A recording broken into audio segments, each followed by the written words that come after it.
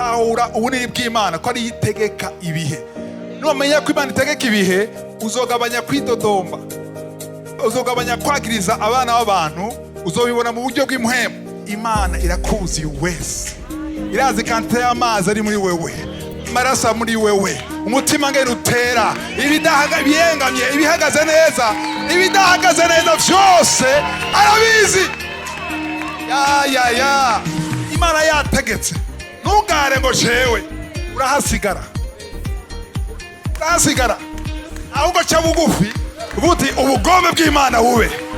Ivyo yateguye bibe. Aho uri ntuzi igituma uhari, aho ukora ntuzi igituma uhakora, ishengero usengamo ntuzi igituma urisengamo, umugabo muri kumwe ntuzi igituma muri kumwe, umugore muri kumwe ntuzi igituma muri kumwe mu gihe nk'iki. Gutahura igituma uri ahantu mu gihe nk'iki. Niwanka Imana izoca ahandi, ariko niteka kuri wewe kuwa ca bugufi. Nta muntu numwe ashobora kuzibira umugambi wa ndiho. Ndabisubiramwo, nta muntu numwe ashobora kuzibira umugambi wa ndiho. Abaroma 8:28 ndazi uwo murongo. Home with 28. Ngo vyose bigira gute? Vyose ni kuvuga iki? Iyo avuze ngo vyose ni biki? Ari uvuze ngo ni vyose. Vyose ni kuvuga iki? Ivyiza ni bibi. Haleluya.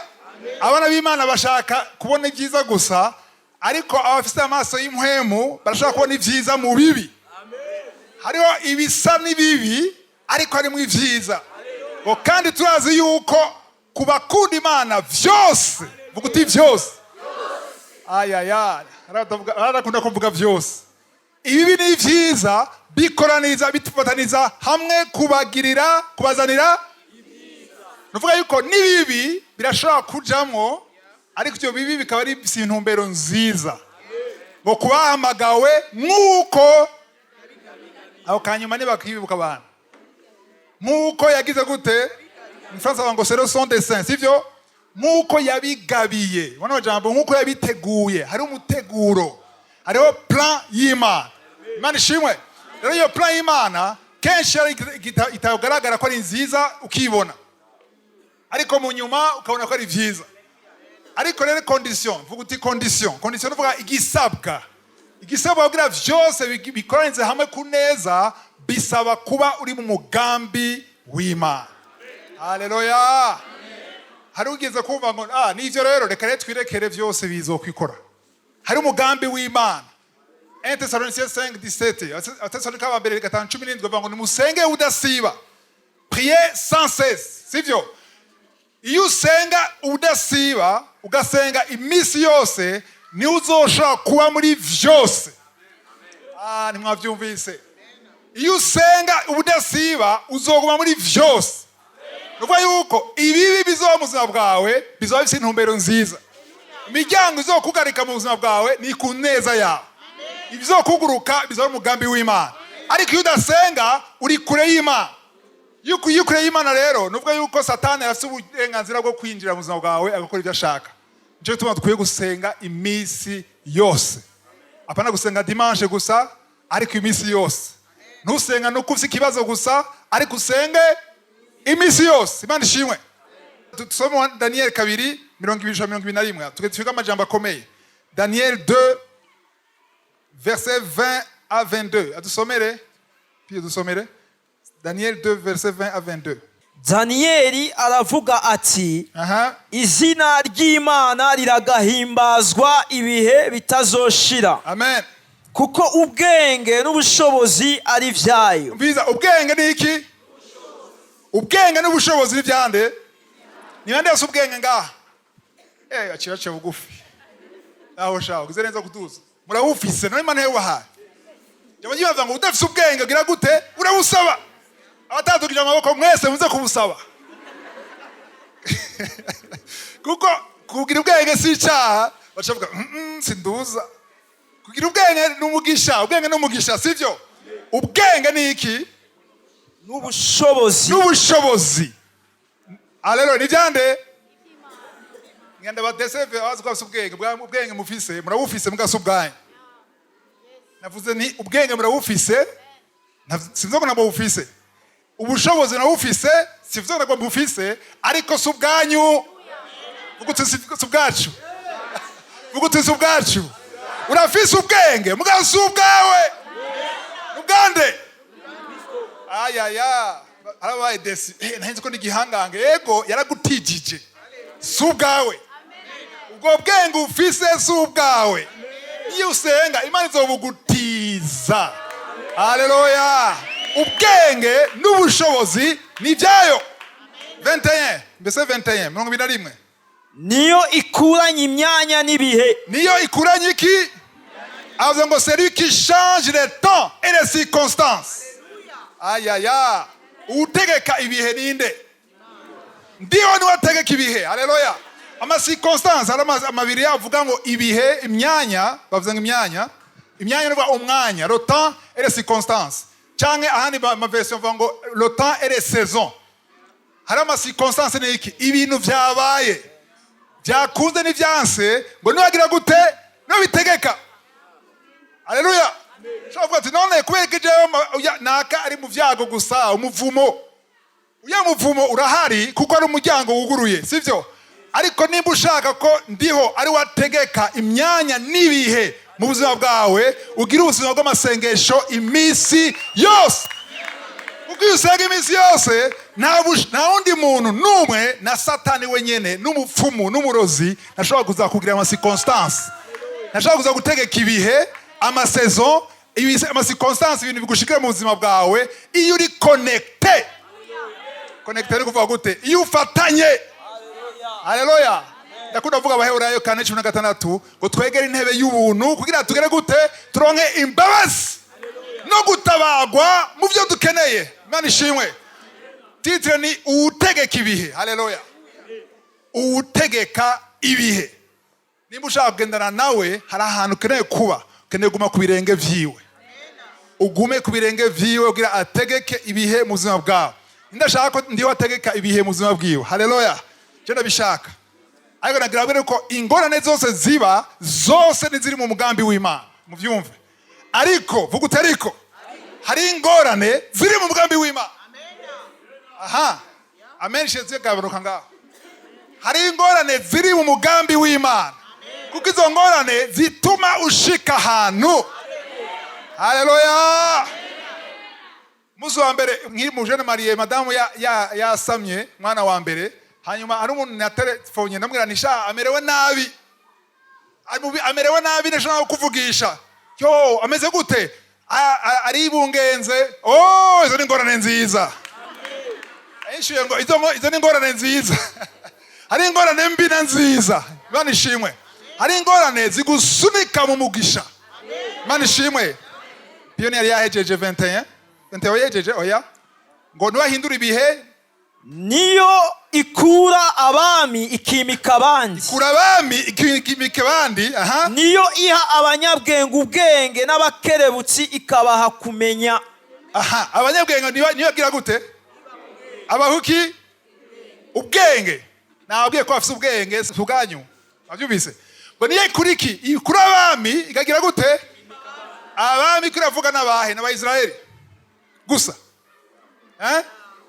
abami bo ku isi harimo na Nero niwo muntu wa mbere ya persecute ishengero mu Baroma akabaturira akabica mu Baroma sivyo niyo muntu yagwanyije yahamije ishengero cyane ariko mu Baroma 13 Paulo avuga ndi musengera abami n'abashizwe hejuru bose shira musengera kuko ntahagaze neza aravuga ngo ndamusengera ko ntahagaze neza ndamusengera ko niyizera Imana kuko se akora ibibi ariko ngo niyikura bamwe igashiraho abantu uko bameze kose nibashiraho haleluya ifizi gituma ibikora ariko dukwiye gutahura ubunini bw'Imana ko ari yitegeka ibihe numenya ko Imana itegeka ibihe uzogabanya kwidodomba uzogabanya kwagiriza abana b'abantu uzobibona mu buryo bw'impuhemu tuje muri Luka 12:67 ndanyarutsa ko mfite imirongo myinshi yo gusoma Luc 12 verset 6 à 7 avanze soma mu 6 mbega utunyoni dutanu ntitugugwa amakuta abiri, tuguga ubusa. ariko kamwe muri utwo Wumvise? ntikibagirwa imbere y'Imana. Amakuta abiri ni amafaranga make cyane ngo agure utunyoni tungahe? Apana tubiri, dutanu. Nuvuga ko kamwe kagwa ngahe? Gabura amasense, amasantime. Kamwe kavuga ubusa, nta kamaro gafise, ni nk'agasurira kamonyo. Ariko ngo uko tuntu, ariko ngo umurongo wa 6 sura 6, ngariko kamwe muri two ntikibagirwa imbere y'Imana. Kamwe kaya kamonyo, nta kamonyo mbona, nta gasurira mbona. Kaya kantu gatoya ataco kavuze, utakitaho ukabonyera gahonyora, ariko Imana nikibagira. Biba yuko yitaho utuntu wowe udagaciro, kuko ari hose abona vyose. Nta kintu na kimwe kibuja ku isi Imana itagifize ku bushobozi. Nta nibabiri ishobora gukoroka Imana itarire ngo ikoroke. La loi de la nature ni Imana yikontrola. Nimba urekuye no mushobora ugakoroka, ni Imana yarekuye ngo ukoroke. Ayaya, ni mu byumva ngana bikomeye ibintu. Umurongo w'indwi. Ariko n'umushatsi wo ku mitwe yanyu wose waraharuwe. Ku bantu bafise imishatsi ngaha, sivyo? Hari abatayifise. Ku bafise imishatsi ngaha, ntihagira umuntu yoduza ukuboko ambwira igitigiri cy'imishatsi yiwe. Tumukomera amashi twese, nta n'ugereranya. Ariko nagira abwiye yuko iyo mishatsi yawe irafise igitigiri, irafise igitigiri. Umucanga musenyi wo kwitanganyika urafise igitigiri. Ndio arazi icyo gitigiri. Ubu nyene ndiho yo kubwira ati ufise imishatsi iyi ni X. Ya ni mu byumva. Kweki Yesu akaravuga ibi bintu, akaravuga ati Imana irakuzi wese, irazi kantite y'amazi ari muri wewe, marasa muri wewe, umutima ngene utera, ibiyengamye, ibihagaze neza, ibidahagaze neza vyose arabizi. Ya muganga araraba, hari ivyo abona n'ivyo atabona. Arabwira ati gendera buriya. Bose bakavuga ati twananiwe, ariko Imana ntinanigwa, kuko niwe yakuremye, niwe azi vyose aho bihagaze n'ingene bikwiye gukora. Ibidakora neza vyose arabizi. Haleluya. Uriya tugatwinjire tugatangura kwiga, twabwatangure, Imana ishimwe. Tugatangura kwiga, tubone ngene Imana ariyo itegeka ibihe, ifise umugambi. Tuje mu nkuru ya Esther. Inkuru ya Esther murayizi? Esther muramuzi? Arona waje ngo Esther amuzi. Wo mu maneke ndamuzi. Wo maneke yagenda imbere y'umwami. Yari mu maneke aragenda baratsinda amatora. Ariko Esther yarengeye ku maneke aho umwami kazi. Haleluya. Aho umwami kazi ari umuyuda kazi imbere y'umwami w'umupagani. Ariko kugira urongoke n'umupagani, ndazi yuko abantu baba baramuvumye itu, ariko Imana yifise umugambi yo gutabara Israel. Niba mwaravuze ngo muri Israel habaye genocide, itsembabwoko, ryatanguriye hajya muri Esther. Kuko umwami hari umugabo wakorana n'umwami, yari yateguye gutsemba, kwica abantu bose yitwa Bayuda, yawe umugabo, yawe umugore, yawe umwana, kubica bose. Kandi si babikora, ni Satani yase umugambi wo kubikora. Ariko Imana irabihishura. Hari witwa Mordecai, yari oncle wiwe, ndabaresume ko nituja muri vyose. Yari oncle wiwe, yari nka se wiwe, ko niwe yamureze. Inkuru murayiza bayisomye, sivyo? Hanyuma agenda kumubwira ari umwamikazi yatewe iteka kugira aje gutabara ubwoko bw'Abayahudi. Mbwa cyo bitandukanye. Nubwo ari umwamikazi, niyinjira muri chambre ko ashaka. Biba yuko umwami ataguhamagaye, nubwo ari umwamikazi ntiwinjira. No gupfa ushobora gupfa. Yashobora kugenda akamaro kwezi atarinjira kubona umwami, kandi ari umugabo wiwe. Byabaye rero, dusome murongo 11, Esther 4:11. Ati erega abishikira b'umwami bose. Esiteri ko yishura Moridekayi amwereka ko bidashoboka kuko adatahura uwutegeka ibihe. Amen. Amwishuye gute? Ati erega abishikira b'umwami bose n'abantu bo mu bihugu vy'umwami barazi yuko umuntu wese ari umugabo canke umugore yosanga umwami mu rwinjiriro atahamagawe. Hari cagezwe kimwe gusa kuri bene uwo nukwicwa, kiretse umwami atunze inkoni y'inzahabu, atunze inkoni y'inzahabu y'ubwami bwiwe. Bibaye bityo uwo niwe akira, ariko jeho maze iminsi 30 ntararengukishwa n'umwami. Okay, turumva neza ko Esther ataratahura neza Imana ya Israeli. Amen. Moridekayi yamusiguriye ati tugira duhone bagira twice. Wewe rero ko watonye imbere y'umwami genda utuvugire ko mugabo ashaka gutwica. Esther atavuga ati oya hariho protocol. Protocol yo kwisi ndashobora kwica. Protocol yo mwijuru. Hariho protocol sishobora kubikora gutya, hariho ABC, hariho ahantu ndeza guca ntashobora gushika, ntibishoboka. Muri majambo ndagukunda tonton basi ntakundi subira inyuma. Mubize n'amajambo ya Moridekayi. Ko Moridekayi yaramaze gutahura neza ko ndiho ari wategeka ibihe. Moridekayi yatahura ngene ushobora kutubwira ngo uyo mugabo ngo maka ngo maduzi ngo niyo ninde yamuremye. Ninde yaremye uwo mugabo? Imana yacu. Haleluya. Hari igihe abantu batahura Imana bumva ko aribwa ngo urumva ngo arakomeye n'umunyacubahiro. Ninde kimuhaye? Ninde ahindura abami akura bamwe agashira abandi? Ongera ati yamwishuye gute Gabriel? Verset 12 yamwishuye gute? Verset 12. Nuko babwira Moridekayi amajambo ya Esteri.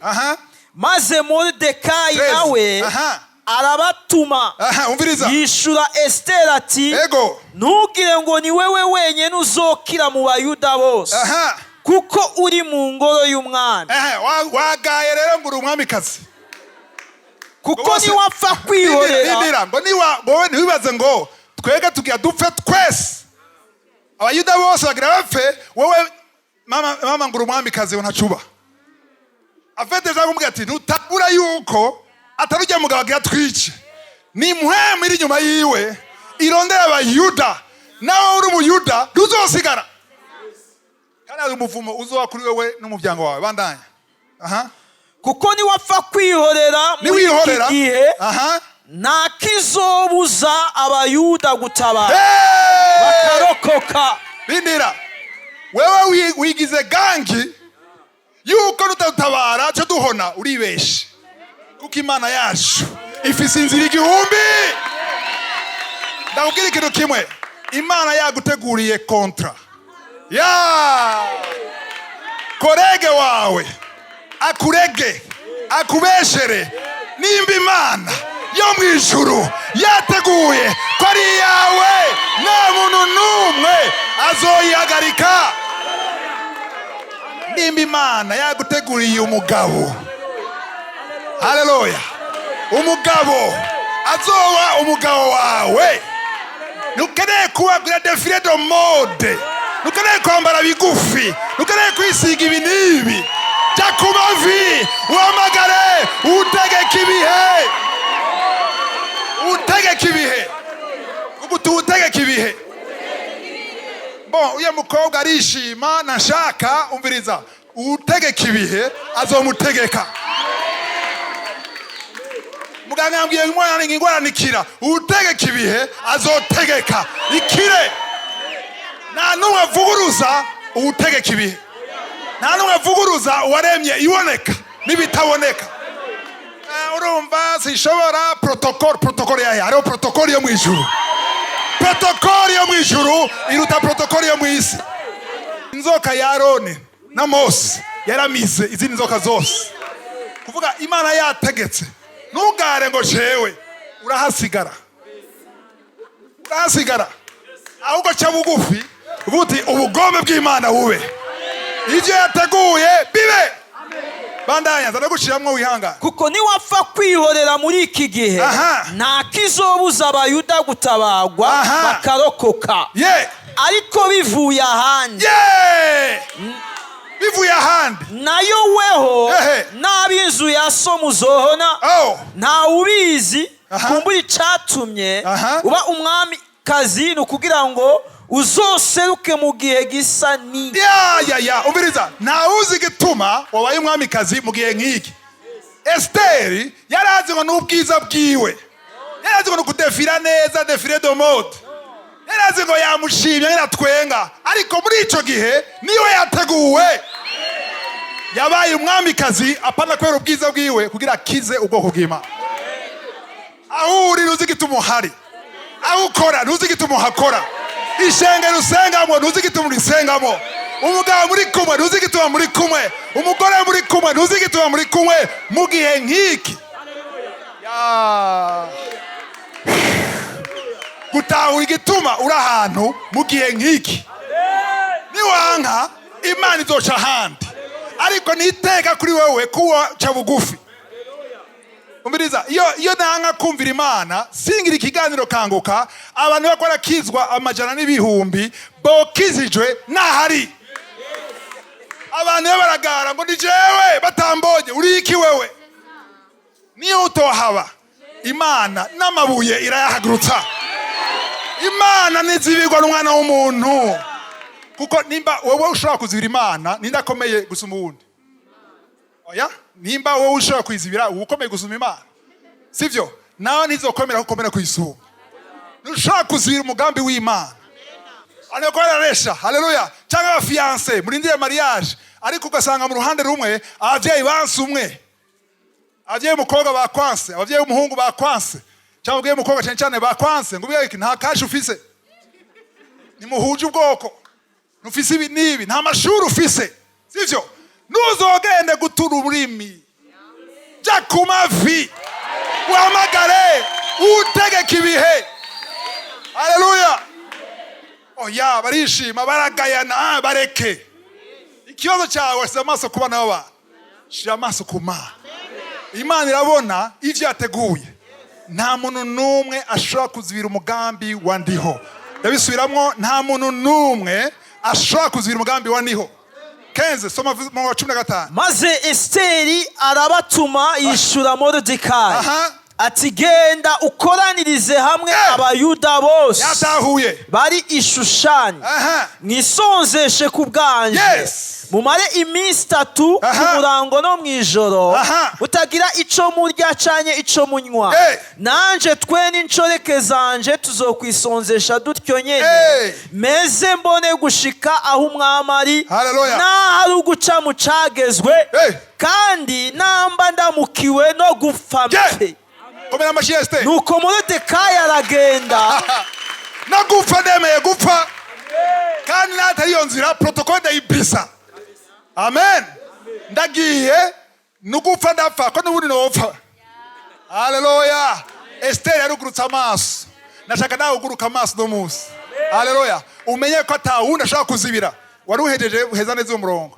Nuko Moridekayi aragenda akora vyose nkuko Esteri yamugeze. Haleluya. Niyaza ko Moridekayi yari yuzuye mpwemu yera kiyo gihe cyatavuga mu ndimi gusa.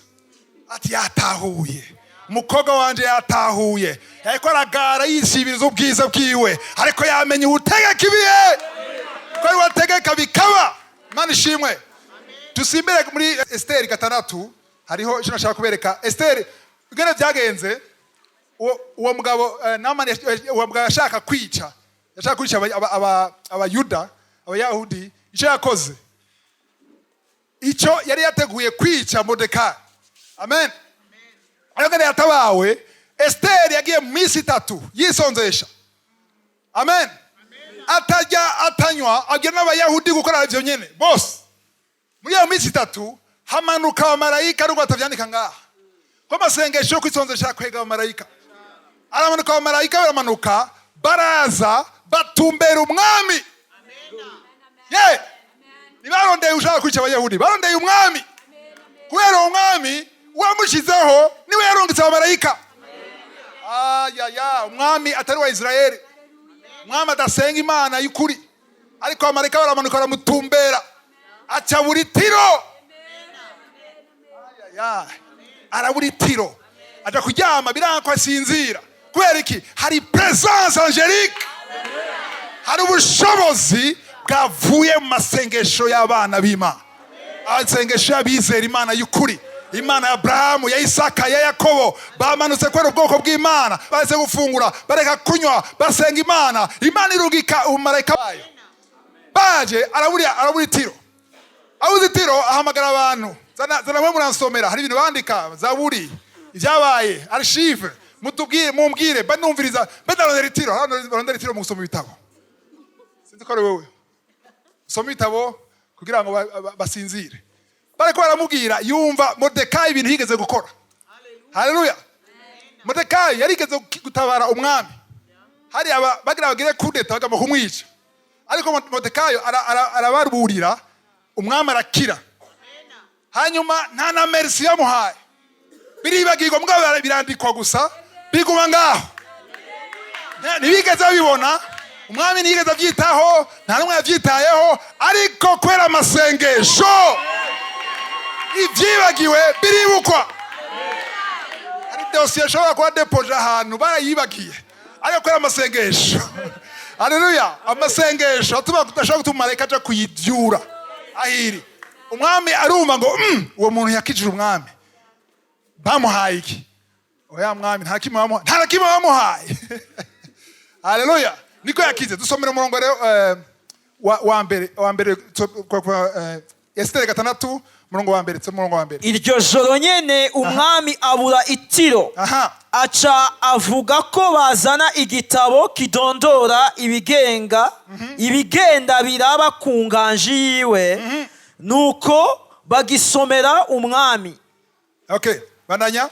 Basanga canditsemwo yuko Mordekai ari we yareze Bigitana na Tereshi, babiri bo mu nkone z'umwami, bo mu barinda umuryango, yuko bashaka kwica umwami Ahasuwerusi. Ivyo vyose abo ngaho bari babizi, mbwa byari byabaye akamizo n'ingoma, baravyibagiye. Ariko kwera amasengesho y'imisi 3 yo kwisonzesha, aca tanga aburitiro, kuko yasinzira ntiyari kwatuma ngo nzana musome. Amen. Inde mujitiro, Imana yatanga intiro, sivyo? Ngari yashaka kuri kubuza. Kwa kuko vyose kuri tiro no kuronka itiro vyose kuri tiro no kuronka itiro vyose mwabitahuye. Nivyo Mana ndashaka itiro, nivyo no guitiro. Mbwa ari gihe rimwe na rimwe ushobora kuri kubuza kugira kenshi yo muzitiro bikanka gose. Changira iki? Sindagera kuri televiziyo, cyo gusenga. Haleluya. Byose bikoreza hamwe kuneza. Amen. Bandanya. Nuko umwami arabaza ati, mbega uwo Mordekai hari shimwe canye icubahiro yahawe kubw'ivyo? Ico kibazo yari kukibaza yasinzira, yari kukibaza. Yabaye vyiza ko aburi tiro. Amen. Yabaye ari gihe bagukura mu kazi bikaba vyiza kuronka promotion. Kuko iyo guma muri ako kazi nta promotion worose. Ari gihe bagukura mu kazi bigatuma urondera Imana. Hari ibintu rero bisa ko ari bibi, ariko bisa umugambi w'Imana. Amen. Wajirega pia wajeje. Maze abakozi b'umwami bamuha ivyo kunywa, baramwishura bati, ntaco yahawe. Nta namba. Umwami arabaza ati, ninde ari mu rugo? Ninde ari keke pare ngaho? Yari inde bandaye? Kandi aho nyene Hamani yarashitse mwishikiro mu rugo hagati ibwami. Hamani yo mu genocidaire yagira yica abayahudi bose. Imana yatumye auditiro, ituma bazi kibazo, ituma Amani batamondera kure aba hafi kugira babinyarutse. Ibigambi y'Imana ari orchestre, iri orchestre ama circonstance uko yo ibishaka, iyo amasengesho y'abagororotsi. Senga udasiba kuba mugambi w'Imana, amapiyo yose aregerana igihe cy'Imana kigeze. Haleluya. Wow. Haleluya. Inkuru ya Esther sinayibandanya iraryosha ariko murayisomera mwenyene. Amashapitire makeya amaze kwisomera muhira sivyo? Nganza iyi irushiye gukomera. Iryoshe gusumbiye. Ndayishaka. Haleluya. Turayindi inkuru y'uwitwa Yosefu. Yeah! Yeah! Yeah! Yeah! Yosefu yari afite imyaka 17. Ari umwana akundwa na se gusuma abo bavukana. Bagira ishari. Haleluya. Yosefu aronka inzozi yerekana ko bazoza kumufukamira bose. Na se wiwe arimo. Na se aramukunda avuga ati urarengeje peti. Ndagukunda mbwa urarengeje. Na jewe so wawe nza kugufukamira. Nibishoboka ira mwana impuzu y'igiti y'agaciro wenyene. Baramufuira ako gahungu kibona. Karosi na rosi. Bacarondera kumwica. Bagiye kuragira barondera kumwica. Umwe muri wo mukuru wabo aravuga ati ndidukora amaraso. Reka basi tumushira ahantu mu kinogo. Basha muri ico kinogo. Hanyuma haza aba marchand, aba businessman baba Egyptien, banyigiputa. Baravuga ati reka tukagurisha. Hama dufata ntama tuyice. Dushe ya mpuzu yiwe dushe ko amaraso. Tubwire se ko umwana yapfuye. Kandi barabikoze. No petit wa 17 ans, myaka 17 barakagurisha. Karagenda. Bashika babwira se ko yapfuye. Se wararira agira ikiriyo. Yaraciye ku mazi no kuganduka byose. Myaka 17. Yosefu agenda kuba iko nabahareza imigera mu vyumve, sivyo? Tuza gusoma bimwe ariko ndabafashaga mu vyumve batazi iyo nkuru. Amara imyaka 13 kugira ashobore kuronka promotion. Ariko kumugurisha kwiwe wari umugambi w'Imana. Kugira ishari ndabwira hari abantu bakugira ishari ari umugambi w'Imana. Bagize ishari ituma bakora umugambi w'Imana. Kuko iyo atagira ishari ntibyari gushika. Iwe na rimwe ishari nimbi ariko rimwe na rimwe rirafasha umugambi w'Imana. Uno umuntu agufuhira abwira ishari nubabare. Uri umugambi w'Imana nubabare. Uvuga Imana mugire neza ntazi icyo arakora. Ntazi umugambi wawe, ntazi yunjana, ntazi imigendane yanje nawe. Akora aranyanka kwe gushaka gukunda. We mukunde. Amen. Ijambo ry'Imana rivuga ngo abansi banyu bakunde, vuga bakunde wewe. Kora ivy'Imana, kora ijambo ry'Imana rigusaba, abakwanka, abagura ishari si kibazo. Amen. Kuko ishari y'abahungu yatumye agenda mugambi w'Imana. Amen. Majambo make riko ravuga filme ndende agire mu majambo make nka filme ibi byo ngomba kubabwira. Arashika ashitse aragira aro faveur y'Imana. Ubuntu faveur niki? Ikiganza ciza canke ibakwe. Amen. Faveur yagira urumva nugo bagufunga bagushira hose wamusanga hariho faveur y'Imana igukurikira. Ashitse aronka akazi k'umugabo witwa Potifar. Potifar muramuzi yakora yari umuntu yegere gose umwami. Hanyuma agira ikibazo umugore wiwe aramwifuza. Ashaka kuryamana nawe ku nguvu. Avuga ati sishobora gucumura kuri databuja no ku Mana yanje. Nakuzengana yavuze. Sishaka gucumura kuri databuja ngire confiance. Aminzu yiwe ndayirabe neza, amana umugore we namurabe neza. None umugore we namurabe neza mu kumusambanya. Oya. Kandi Imana yanje nawe sishaka kwicumurako. Umugore avuga ati utemeye ndakoma induru. Mvuge ko wafashe ku nguvu. Kora ivyo ushaka, sishobora gukora icyaha. Abona lo jeune avuze ati no ntashaka. Ego umugore utanka aramukurikira. Umuhungu ariruka. Yumvira umugore akurikira umuhungu. Ubundi tumenye abahungu bakurikira abakobwa. Umugore ariruka akurikira umuhungu. Afata impuzu yiwe. Umutipa avuga ati namba gusa ndagenda tu. Abagarde bashabaza kuraba kabaye iki. Kagasore kafashe ku nguvu kango ijya furambi. Prison. Yumvira umuntu mugambi w'Imana agiye muri prison. Mengarago agiye muri prison. Ariko agiye muri prison ya faveur y'Imana yamukurikira. Acamugira chef muri prison. Faveur y'Imana yamukurikira ahantu hose. Ageze muri prison hanyuma haboneka inzozi tuza kwisoma. Abantu babona inzozi babiri babakora umwe yabanza kumviriza igikombe cy'umwami sivyo nabanye arafungwa bare babiri begereye umwami baronka inzozi arazibasobanurira baratangara ababwira ati wewe ugira uveyo we nawe bagira guca umutwe hanyuma wewe ugira uveyo uzunyibuke mutipa jizayo agapeti kari ngaho ndakibuka byahe ariko igihe c'Imana kigeze igihe c'Imana kigeze abakugaye ko ntazokwibuka barakwibuka kwera iki bategetswe kukwibuka mwana ishimwe filime yose nayejeje mu majambo make tuje kuja mu naho rero sivyo nashaka dusoma amajambo mwame kuko ndabivuze gutya utazi iyo nkuru abazi iyo nkuru biroroshe sivyo ariko abatayizi ino nyigisho zoca kuri YouTube hari abatayizi nce tumangize resume tujere mu itanguriro 37 murongo wa 23 sha 24 Genèse 37 verset 23 à 24 23 à 24 maze Yosefu ashikiriye bene se bamwambura wa mwambaro wiwe muremure w'amaboko yari yambaye baramukwega bamuterera muri rwa rwobo rwimbiwe kubikwamwo amazi ariko rwari gusa nta mazi yarimwo. Umviriza ubwo guregeze gute rwari gusa ikinogo cyari vide kandi harigize gute nta mazi yarimwo.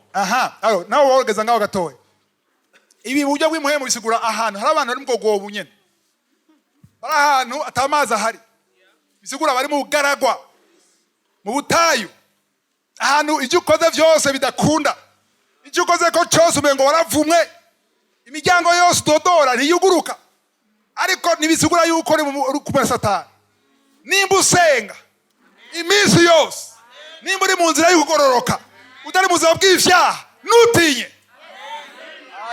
nutinye ngo kora atamazi ahari nutinye ko atasource ubona nutinye ko atana kimwe cuguruka wewe raba imigenderanire yawe n'Imana.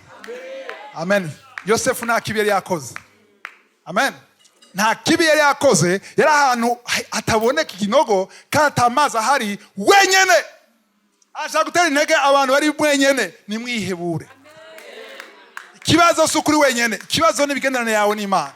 Mbege hagaze gute imigenderanire yawe n'Imana ihagaze gute kuko abantu bageze ahantu ha Yosefu Imana barayivako baridodomba baridoga mana waramevye akuronka inyishu ukuzana ikibazo kukigira kibi gusuma ariko wowe urabe wewe nimba uhagaze imbere y'Imana uti Mana ndazi ko ari wewe utegeka ibihe zari gushira kwa kino kinogo wewe utabirekuye nimba ni ngaha nuko birekuye ari niyo majambo ndiho ashaka kumva mu kanwa kawe. Haleluya. Umurongo wa 10 verse 5 baraheza baricara ngo barye bunamuye amaso babona umurongo w'Abishimayeli bavuye i Gereyadi bari n'ingamiya ziremetse imibavu imiti yo gusomora n'isenga babimanukana muri Egiputa. Yuda abarira abo bavukana ati vyo tumarira iki kwica umuvukanyi wacu no kumuzimanganya. Amen. Nimuze tumugurishe kuri barya Bishimayeli. Keza ngaho Yuda zango bamugurishe yagize muwe canke compassion sivyo ariko nagerabwe yuko Yuda yakoreshejwe yagenda kwire ko abantu bagukunda barakoreshwa ubashimire mugabo barakoreshwa abantu baguha faveur barakoreshwa abantu bagucira inzira barakoreshwa abantu bakuvugira akuvuga gukunze ataje mupfana arakoreshwa nayo wari papa wawe akugiriye neza arakoreshejwe uri mu mugambi w'Imana n'abakugwanya barakoreshwa n'Imana. Imana bakoresha kukugwanya ubihigwa aho hantu kugira uveho womoke uzoshikira Imana igushaka. Ahantu hararyoshe hari amadolari uromoka nyene kuko wahushije umugambi w'Imana. Amen. Yuda yarakoresheje umurongo kangahe 26 ehe nimuze tumugurishe kuri barya b'Ishimayeli amaboko yacu ntamukoreko kuko ari umuvukanyi wacu tukaba urugingo rumwe baca baramwumvira. Nta kundi bakugira bateza kumwumvira kuko ntashobora kumwica kubera bamwiciye umugambi w'Imana wacu uhagarara. Haleluya. Umunsi 97 nari muri Kongo Lubumbashi nicaye muri kasho n'abasirikare 5 bamubutu n'inkoho n'amakarashi bavugira ingana ntumva. Nabwiye Imana nasenze bwira Imana, Imana ndazi ko ntapfa ariko nibankubite. Ndazi ko ntapfa ko ari umugambi wambwiye, hari ibintu wambwiye bizoba bitwa ngo internet ntazi, hari ibintu nzoshika ko ntazi ariko nibanyice nibankubite. Natinya fuwe sinashya gupfa. Ko nari sure yuko ibintu bintu Imana yavuze nagoma umugambi wayo bizoshika ariko nari nzi ko nshaka gukubitwa. Imana ishimwe sinakubizwe. Naratswe ariko shaka gusubirayo. Tuje muri tanguriro ice ca 40 kuko byinshi nabivuze nagize resume cyo bibohera kumva. Verset chapitre 40 verset 14 soma 14 yonyene 14 maze uzonyibuke ni wamara kumererwa neza. Uninde ko aravuga Yosefu abwira wa mugabo yambwiye yuko inzozi yivuga ko agira mu buhore kandi niwashika mu bwami uzuyibuke. Uzontabare ndakwinginze umvugire kuri Farawo unkuze muri iyi nzu kuko nanyurujwe nkuwe mu gihugu c'Abaheburayo nino naho nta caha nakoze cotumye banshira muri iri bohero. Le pauvre ntiyabitahura yazi igituma ariyo. Hari ibintu byinshi datahura urimwo ariko uzovyuma n'ivyahera kuko turaza kubona ko Yosefu mu nyuma yaratahuye kumbe biriya vyose. Iyo nabimenya abashase no kwidoga avuga ati iyo ndabimenya ariko baraba ko arangurisha ati ngurisha sha gurisha. Ndagusavye uzumvugire kuko sigwiriye kuba ngaha bandenganije bene data bambwirenganije ariko ntiharamenye ko bari mugambi w'Imana. Umurongo wa 2 muwandike verset 2 hamwe tuvuye itanguriro 37 umurongo wa 2 muhandike Genèse 37 verset 2 navuga yuko yarashimye imyaka 17 sivyo ni reference gusa nabahaye. Dusubira ya twaye turi wasomye umurongo wa 14. Okay simba soma 23 mwanya kuragenda. Ariko wa mukuru ahereza ibinyobwa ntiyaruha yibuka Yosefu aramwibagira. Hariya yashitse navyumvise yambwiye ati ndagusavye uzunyibuke. Sesi kuvuga ngo yego shanzo kwibuka nzo kwibuka sha waze morale ngenda ntahanye. Ashitse ku mwami bacamusubiza muri ya position ya kera asaba gukora mwe yakora hafi y'umwami. Nubwo yuko nta kintu na kimwe umwami yanywa wewe watanje gucumviriza yumva ko atari uburozi. Nubwo yuko yugo mwe hafi y'umwami ushaka kubwongorera ati hari agahungu hariya niyasuye kumwibuka kaya Gaheburayo ngo aramwibagira. Siko tusome nga yaciye amwibagira kweke yamwibagiye inde wamfasha Imana ibahezagira. Yamwibagiye kubera igihe kitaragera. Ndabwire igihe kitaragera Imana yacika ikiragi ukarindira ko uronka inzozi ukarindira ko wagira umuvugisho kugwa ko ukiruka jina riri sinyuma bavugisho benshi bakavuga ibyo bahopa kubera igihe kitaragera. Igihe kitaragera uraruha uragerageza uri umukobwa ukisiga ugahindura igihe kiragera. Tekereza tuza igihe kiragera. Igihe kigeze birikora kweka ivyikora tubona ko vyikora ariko aherite n'ivyikora. Hari amarayika babikora ntuwe nuwabona kuko igihe Petero yari muri prison akiye ngo baje bone umuryango w'icuma nguriyugurura ariko hari umumarayika bari kumwe agisohoka begere umuryango acarazimangana. Bibaza ko yazimanganye naho yaroye yagumanye nawe nige yadodora bari kumwe. Umumarayika w'Imana muragendana numubona ariko ari hajya. Ayaya, ibitugurutse ntivyuguruke, ntiharagera tuza. Haleluya. Twageze murongo kangahe? Dusimbire 41. Tanguriro tuje muce gikurikira 41 verset 8 murongo 8. Bukeye ahagarika umutima atuma guhamagaza abapfumu bose bo muri Egiputa. Gatoya ngaho n'umwami nawe yagize inzozi imutuma bura amahoro, imutuma adasinzira. Undi asuye kuri tiro arasinzira, ariko igihe kirageze cya Yosefu.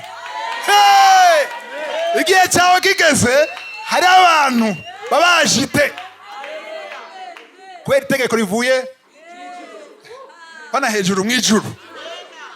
Tumenyereye kuvuga ngo hejuru, oya si hejuru, mw'ijuru. Jese ngene ryo hejuru, ngene ryo mw'ijuru. Kuko yo mw'ijuru nta muntu arihagarika. Haleluya. Araburi tiro, arahamagara abantu baba specialiste, aba professionnel, baba interprete binzozi, birabata kuwa amazi kandi barabishobora. Kwera iki? Hari umarayika yazibiye. Hari igihe Imana izibira n'ibyo wari uzi, n'ama PhD wari ufise, n'ama diploma wari ufise, vyose kaba amazi. Kwera ki? Hari umugambi w'Imana, hariho orchestre, hariho circonstance, hariho umarayika arakora dirige ibintu, sivyo? Yabuze bose. Hama surosomero 8 rero. Bukeye ahagarika umutima atuma guhamagaza abapfumu bose bo muri Egiputa n'abanyabwenge baho bose. Farawo abarotorera indoto ziwe, ariko ntihagira ushobora kuzimusobanurira. Maze umwe ahereza ibinyobwa umwami. Uwo ninde? Waho ndi yamwibagira. Aravuga ati kai buriya ndagakeneye kwiki.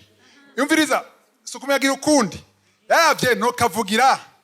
Hanyuma yarakoze vyaraheze. None dosura muri prison. Nasuye kumutegetsi. Ndakibukira kwera iki kaya gapeti. Mbwa yakuze yase mu myaka 30. Hanyuma abonye byabananiye ati tiens. Haci imyaka 2 haragapeti hariya. Sha. Tinage na Pedro nacucera. Nacucera. Witwa muri ukanama ngana yagiye yanze kuja amazi. Ngo ni mu general. Ariko none wanse imibembi kugumako. None hitamwo rero. Nta kundi no gufa napfuye. Acambwa ati rero ngaho ni umunongo yakora soma munongo kangahe? W'icenda, usiremo uyu w'icenda. Maze umwe ahereza ibinyobwa umwami abarira Farawo ati uwo munsi nibutse ivyaha vyanje. Cagihe wadushavurira twebwe abasavyi bawe ganya guhora ku nganje. Ukanshirisha mw'ibohero ryo mu rugo ry'uganza abacungera irembo twe n'umukozi mukuru. Nuko twaroteye ijoro rimwe twese, turota indoto zisobanurwa kubiri. Twari kumwe n'umuhungu w'umuheburayo ngaho, umushumba w'uganza abacungera irembo. Tumurotorera indoto zacu arazidusobanurira nk'uko twazirose. Umwe azimusobanurira ukwiwe uwundi ukwiwe. Kandi uko yazimusobanuriye niko vyashitse. Jewe nasubijwe mu gikorwa canje, uwundi nawe aramanikwa. Geza ngaho. Wanje kwihana imbere kubivuga. Umwami yavuga ati wakacucuwe kutabimbariye kuva kare. Banje kwihana. Urumva byageze nuku sivyo? Ariko rero murongo ukomeye avyumvise umwami. Haragapeti kabizi. 14 verset 14 soma 14. Maze Farawo atuma guhamagaza Yosefu. Binyibuzaga jeune kamwe kanwara. Haci imyaka ingahe? 2-3 mu France. Kari sans papier. Atampapuro kagira. Kakanyafrika ka Senegal umengo. Kagamba ipantaro itabutse n'agapira. Kaba karatembera kajyama ku muhonke wako, asagasha aga studio. Kajyama hasi muri salon. Adafise ngina ajya rimwe ngira ku munsi. Kaba karagenda kivugiza uruhwa. kabona etaje akana kazungu kagira kagwe kuri etaje ya gatatu ngira cyangwa ya kane kabona akana karavuka kagira kagwe kakazungu umupeti aravuga ati kana gatabara ari yaranje arurira ashara gatabara abantu babibonye bagafata video akana kagira gapfe aragatabara umuntu bifashe ko yari gihe ciwe Imana yamugendeye acha bisha ku marezo sosio birakurikira kwirisi yose hari mu gitondo mwijoro yari kumwe na president de la République française Jinakunze yaje kwa president yambaye apantaro itabutse n'agapira ariko Yosefu wewe ari smart yaje koga aramubwanwa yambara neza gashize kwa president de la République amakamera y'isi yose ari ngaho bacamuha passeport français nationalité muri 24 heures yaravye nationalité française bacamuha n'akazi uno musi sindahageze mugabo ubuzima bwe bwahindutse mu musi umwe Yosefu nawe ubuzima bwahindutse mu musi umwe amaze imyaka 13 ahangayika asuzugwa yatawe ariko igihe cy'Imana kigeze yo igihe cy'Imana kigeze umengo n'ikiganza cyo guterura mu musi umwe ava muri prison aja kuba premier ministre muhamagare maze Farawo atuma guhamagaza Yosefu baramuturumbura bamukura mwibohero baramutungura umviriza y'Imana ikugendeye hageze uraturungurwa baramuturumbura mwibohero n'ingoga arimosha byanga byabigera ngaha byaba prisonnier arimosha izindi mpuzu arenguka kwa Farawo ndio hageze akwambika izindi mpuzu aguwundi buzima aguyindi sura aguyindi statut atabawe n'ingabire y'Imana ariko iyo ngabire yayimaranye imyaka 2 muri prison abaprisonnier bose bayizi nuwe n'icegera c'umwami kiyizi umviriza ingabire yawe ushobora kuyiryamana ndabizi jewe nagize ingabire igihe kinini 2013 nagiye Buraya nagera mu Birigi nagera muri Swede nagera Hollande fisi ingabire amashengero matoya bakanka woninde bakanka 2014 bakangarako bakanka ati uyo muntu tubuzi ntacamaze amen so kuba yuko no munsi fisi ingabire igusumira n'ifise kiyagiye ingabire nayo ndayifise yari ijyanye muri jewe igihe cyawe bwagere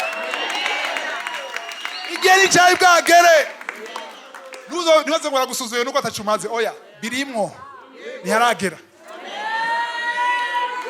ariko no kuba bidodomba bizokugumamwo bikugumemwo hari ababipfanye ajyo wumvise hari ababigumanye muri bo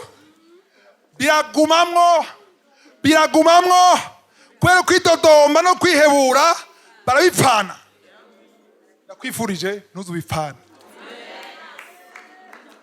ushaka uzopfa ryari wewe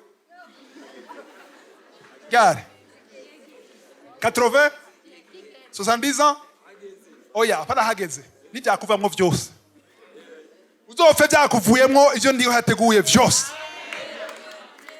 uzugende muri cimetière ugaragara byasohotse vyose ariko ntubipfane ibyo Imana yaguhaye ni kuba kw'abandi sivyo twatugeze he 14 wahasomye 14 je kuri 37 verset 37 tinyarutse iyo nama ishimwa na Farawo okay iyo nama ni yihe nuvuga yuko Yosefu aje Farawo nta mwanya yamutesheje ambwa ati mbarira nagize inzozi ni bisiguriki hanyuma ingabire muri we acayikoresha amen arasigura neza icyo bisigura hari imyaka 7 y'uruzuba ari indwi y'imvura n'indwi y'izuba sivyo rero mwitegure muri imyaka 7 y'imvura mugire ibigega ndakunda kwigisha kenshi kuwa kane vyerekeye kugira compte épargne. Nayikuye ngaha. Revelation nayikuye ngaha kwa Yosefu. Kuko umuntu afise ubwenge Imana yamuhaye ntashobora kurya vyose. Amen. Ivyo Imana iguhezagije ntibishobora kuba vyose imbuto n'umukate. Hari umukate akaba imbuto, sivyo? Umuntu aziganya mu buryo bubiri, murabizi, ndakunda kuvyigisha, hari kuziganya muri bank. Sivyo? Hakaba no kuziganya muri bank yo kwisi, hakaba no kuziganya muri bank yo mwijuru. Uzi ubwenge aziganya hose, sivyo? Kuziganya mwijuru naho nyiraziganya. Kuziganya mwijuru ni ikintu gushigikira umurimo w'Imana, gufasha abakene, gufasha imfuvyi, haba no kushira muri bank yo kwisi. Rababwira ati iyi myaka indwi nimutangure mufise byinshi umwimbo mwinshi nimubike. Muziganye, mushe mu bigega. Kugira iyo myaka indwi y'ubugaragwa cyangwa y'ubutayu niyagera muzoshobora gusurviva. Kuko ni kizuru ruzuba ruri ku isi yose. Iyo myaka indwi niyahera muzoshobora kubaho. Iyo nama rero soma 37. Iyo nama ishimwa na Farawo n'abishikira biwe bose. Uvuga guverinoma yose irashigikiye. Farawo abaza abo bishikira biwe ati twobona hehe umuntu ameze nk'uwo. Ubika ikibazo subiramwo. Yabyumvise. Yabaje gute? Umviriza. Twobona hehe umuntu ameze nk'uwo. Ari mw'imuhemu y'Imana. Iyo muhemu y'Imana yarayimara imyaka muri prison. Bega bamubonye gute? Igihe cyari kigeze. Igihe kigeze hari amacirconstance. Hari ibihe Imana ishiraho kugira ivyo bintu biri muri bibitse muri wewe bigaragare. Bisoke. Bega twomubona he? Nahandi kumubona. Umugambi w'Imana. Haleluya. Osome 38. Siko Simba usome 41 41 a 44. Kandi Farawo yongeramwo abarira Yosefu ati raba ndaguhaye kugaba igihugu cyose cya Egiputa. Nuko Farawo aca yiyambura impeta yo ku rutoki rwiwe ayambika Yosefu ku rutoke. Amwambika impuzu zera nziza, amwambika n'umugufu w'inzahabu mu izosi. Amuha kugendagenda mu mukogoti wa kabiri kuwiwe. Prime Minister bakagenda barasemerera imbere ye bati ni mumupfukamire prisonnier. Nuko amuha kugaba igihugu cyose cya Egiputa. Haleluya. Biriza mfise umwanzi yitwa umwanya. Mfise vyinshi kuvuga mugabo ntegeza kugabanya, sivyo? Oya kageza ngaho ko tukobisoma byose, sivyo? Simba kuri 45 hari ibindi biryoshe gusumba. Chapitre 45. Soma 33 nyarutsa mwanya uranjanye. Hari ibintu nkene ntashaka kwemera ko mva ngaho mutumvirije. Verset 3:5 nyarutsa. Yosefu abarira bene se. Okay, nishaka mumvero babandi yanzozi yaronka. Abona ko abavukana bose na se wabo bamufukamira harageze ko bishika. Ati imyaka 13 abibonye harageze. Byagenze gute? Uruzuba rwakwise isi yose no mu Baheburayo. Bacha baza kurondera muri Egiputa ko yari puissance du monde. Niho hantu hari ibintu vya mbere vyiza. Ari ubutunzi. Bacha baza kurondera ico boshira mu nda. Bacha kurondera injya ifungurwa, sivyo? Baje byasaba ko bagenda imbere y'umutegetsi yitwa Yosefu. Haleluya. Bashitse basanga ni gaga peti barungika. Kama bica. Haleluya. Manishimwe. Ikintu nshaka kwereka ngaha wewe uri Yosefu ushobora gute ngena bereke rero mwabonye kungurisha kuntrayiza dimwenezo kweka imangurishije ngena bereke yari gushaka kubica aho nyene yasi ubushobozi bwo kubica nta demokrasi yariho hariya nta droit de l'homme yariho yari gushaka kubica ubwo nyene yaciye avuga gute rero 3:5 Yosefu abarira bene se ati erega ni jewe Yosefu. Aho data aracariho. Bene se babura ico bovuga kuko barandutse imitima kubona bari imbere yiwe. Kane, soma verse 4. Yosefu abarira bene se ati nimunyegere. Baramwegera. Aravuga ati ni jewe Yosefu mwene so umwe mwagurisha ngashogwa muri Egiputa. Gatanu. None rero nimubabare ngo mwite ku mwiko kuko mwangurishije ngashogwa ino kuko Imana ariyo yatumye. Imana kana gasome kuko Imana ariyo yatumye mbitangira imbere ngo mbe kirokora.